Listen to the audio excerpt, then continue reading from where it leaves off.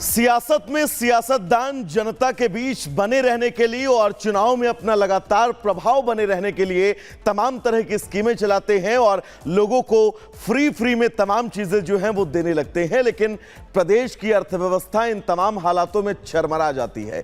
हिमाचल प्रदेश में ही कुछ ऐसा हुआ है जहां पर आपको बता दें कि अब प्रदेश की अर्थव्यवस्था पूरी तरह से चरमरा गई है और उसकी रीढ़ की हड्डी जो है वो टूट चुकी है। रिपोर्ट आपको दिखाते हैं।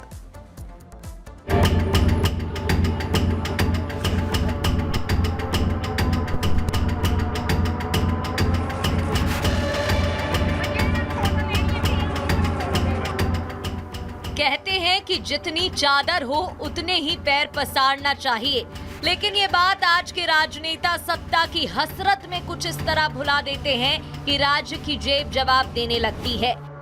कुर्सी पाने के लिए की गई तिकड़मी और रेवड़ियों की बौछार जनता पर भी बोझ बनकर गिरने लगती है, तो विकास और अर्थव्यवस्था धराशायी हो जाते हैं। गारंटीड चुनावी जीत के लिए लोक लुभावन वादों वाली तरकीबों से धड़ाम अर्थव्यवस्था की ताजा प्रयोगशाला कांग्रेस के राज वाला हिमाचल प्रदेश है, जहां की सुक्खू सरकार आईसीयू में पड़ी सूबे की आर्थिक स्थिति को संभालने के लिए कटौतियों की ऑक्सीजन देने को मजबूर है। अभी सत्ता में आए आधा समय भी नहीं बीता कि कांग्रेस सरकार का खजाना खाली हो चुका है। आलम यह है कि अब सीएम खुद अपना वेतन नहीं लेने की बात कह रहे हैं।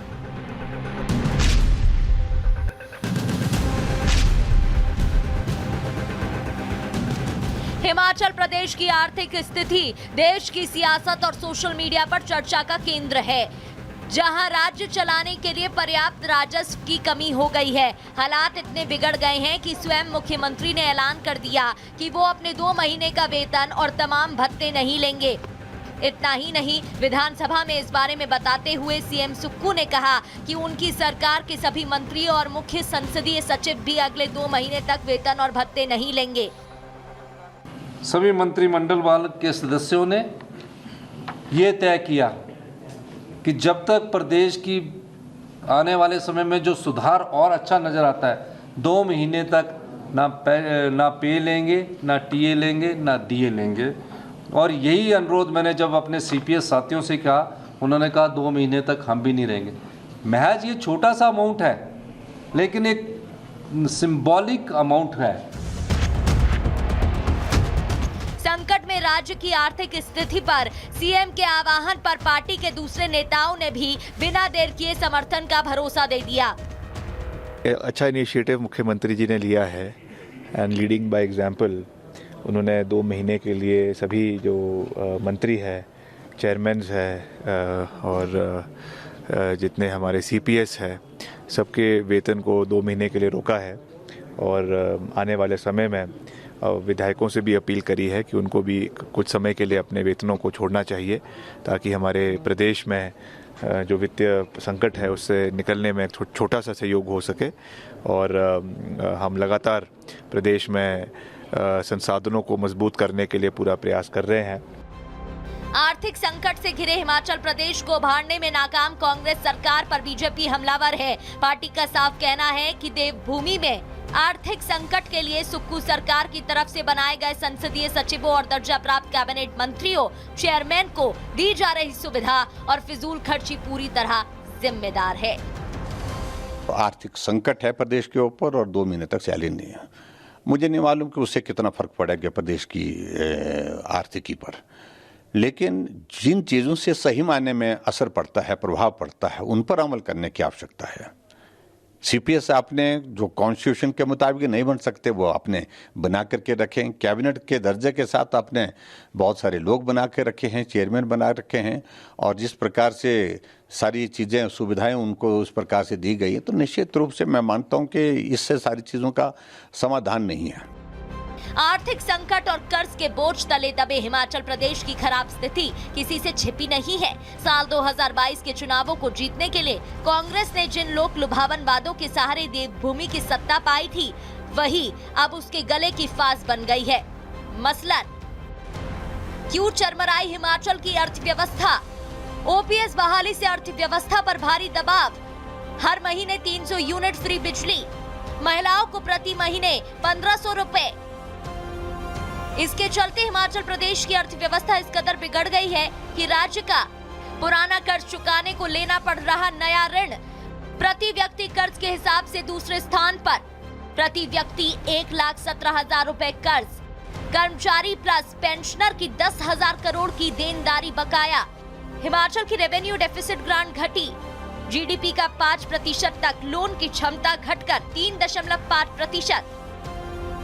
साफ है, चुनाव जीतने के लिए रेवड़ियों की बौछार और सरकार में आने पर सौगातों का सैलाब आय व्यय का संतुलन बुरी तरह बिगाड़ देती है। ऐसे में इलेक्शन मैनेजमेंट और गवर्नेंस में जमीन आसमान का अंतर होता है, क्योंकि कोई भी चीज मुफ्त की नहीं होती है, उसकी कीमत कहीं न कहीं तो चुकानी ही पड़ती है। ऐसे में हिमाचल की बिगड़ी आर्थिक स्थिति से फ्रीबीज की राजनीति करने वालों और उसके शिकार बनने वाले सभी लोगों को सबक लेने की जरूरत है। सियासत में सियासतदान जनता के बीच बने रहने के लिए और चुनाव में अपना लगातार प्रभाव बने रहने के लिए तमाम तरह की स्कीमें चलाते हैं और लोगों को फ्री में तमाम चीजें जो हैं वो देने लगते हैं, लेकिन प्रदेश की अर्थव्यवस्था इन तमाम हालातों में चरमरा जाती है। हिमाचल प्रदेश में ही कुछ ऐसा हुआ है जहां पर आपको बता दें कि अब प्रदेश की अर्थव्यवस्था पूरी तरह से चरमरा गई है और उसकी रीढ़ की हड्डी जो है वो टूट चुकी है। रिपोर्ट आपको दिखाते हैं।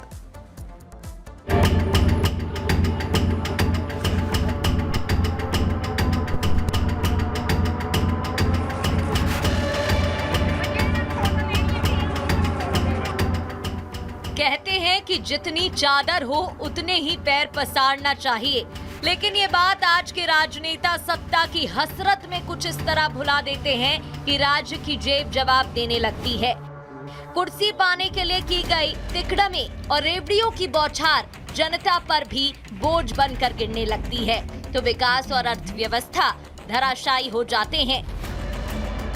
गारंटीड चुनावी जीत के लिए लोक लुभावन वादों वाली तरकीबों से धड़ाम अर्थव्यवस्था की ताजा प्रयोगशाला कांग्रेस के राज वाला हिमाचल प्रदेश है, जहां की सुक्खू सरकार आईसीयू में पड़ी सूबे की आर्थिक स्थिति को संभालने के लिए कटौतियों की ऑक्सीजन देने को मजबूर है। अभी सत्ता में आए आधा समय भी नहीं बीता कि कांग्रेस सरकार का खजाना खाली हो चुका है। आलम यह है कि अब सीएम खुद अपना वेतन नहीं लेने की बात कह रहे हैं।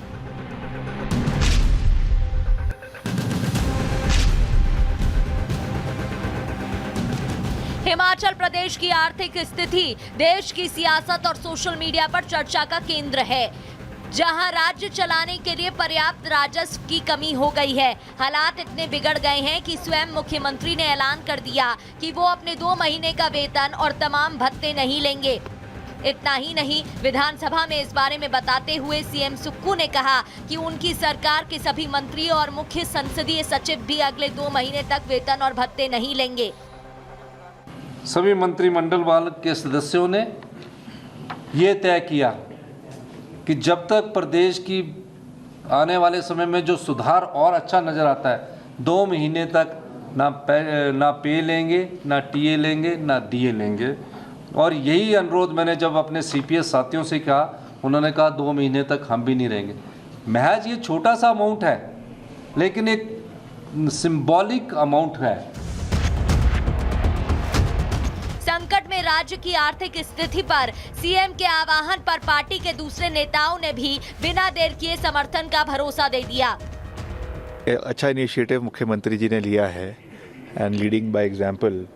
उन्होंने 2 महीने के लिए सभी जो मंत्री है, चेयरमैन्स है और जितने हमारे सीपीएस है, सबके वेतन को 2 महीने के लिए रोका है और आने वाले समय में विधायकों से भी अपील करी है कि उनको भी कुछ समय के लिए अपने वेतनों को छोड़ना चाहिए, ताकि हमारे प्रदेश में जो वित्तीय संकट है उससे निकलने में छोटा सा सहयोग हो सके और हम लगातार प्रदेश में संसाधनों को मजबूत करने के लिए पूरा प्रयास कर रहे हैं।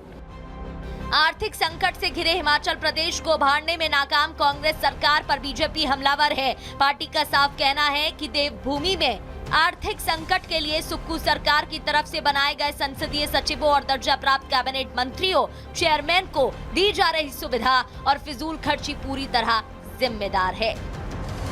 आर्थिक संकट है प्रदेश के ऊपर और 2 महीने तक सैलरी नहीं है।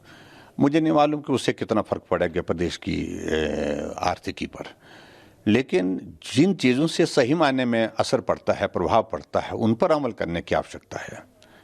सीपीएस आपने जो कॉन्स्टिट्यूशन के मुताबिक नहीं बन सकते वो आपने बना करके रखे हैं। कैबिनेट के दर्जे के साथ आपने बहुत सारे लोग बना के रखे हैं, चेयरमैन बना रखे हैं, और जिस प्रकार से सारी चीज़ें सुविधाएं उनको उस प्रकार से दी गई है, तो निश्चित रूप से मैं मानता हूं कि इससे सारी चीज़ों का समाधान नहीं है। आर्थिक संकट और कर्ज के बोझ तले दबे हिमाचल प्रदेश की खराब स्थिति किसी से छिपी नहीं है। साल 2022 के चुनावों को जीतने के लिए कांग्रेस ने जिन लोक लुभावन वादों के सहारे देवभूमि की सत्ता पाई थी, वही अब उसके गले की फांस बन गई है। मसलन क्यों चरमराई हिमाचल की अर्थव्यवस्था? ओपीएस बहाली से अर्थव्यवस्था पर भारी दबाव। हर महीने 300 यूनिट फ्री बिजली, महिलाओं को प्रति महीने 1500 रुपए। इसके चलते हिमाचल प्रदेश की अर्थव्यवस्था इस कदर बिगड़ गई है कि राज्य का पुराना कर्ज चुकाने को लेना पड़ रहा नया ऋण प्रति व्यक्ति कर्ज के हिसाब से दूसरे स्थान पर। प्रति व्यक्ति 1,17,000 रुपए कर्ज, कर्मचारी प्लस पेंशनर की 10,000 करोड़ की देनदारी बकाया। हिमाचल की रेवेन्यू डेफिसिट ग्रांट घटी, जीडीपी का 5% तक, लोन की क्षमता घटकर 3.5%। साफ है, चुनाव जीतने के लिए रेवड़ियों की बौछार और सरकार में आने पर सौगातों का सैलाब आय व्यय का संतुलन बुरी तरह बिगाड़ देती है।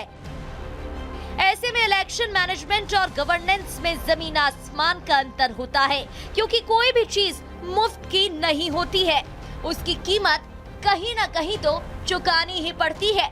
ऐसे में हिमाचल की बिगड़ी आर्थिक स्थिति से फ्रीबीज की राजनीति करने वालों और उसके शिकार बनने वाले सभी लोगों को सबक लेने की जरूरत है।